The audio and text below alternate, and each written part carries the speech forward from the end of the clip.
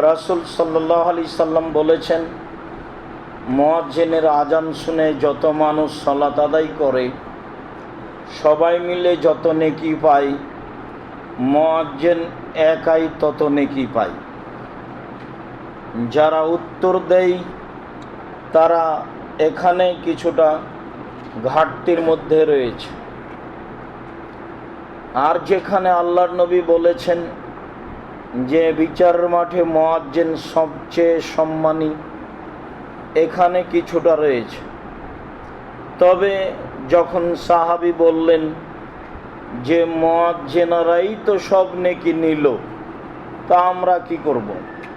তখন আল্লাহ রাসূল বললেন যে তাহলে মুয়াজ্জিন যা বলে তা বলো, ফাইজান তাহাইতা ফাসাল তুতা, মুয়াজ্জিন আজান শেষ করলে তোমারও বলা শেষ হলে তুমি যা চাও, যা চাইবে তাই দেওয়া হবে।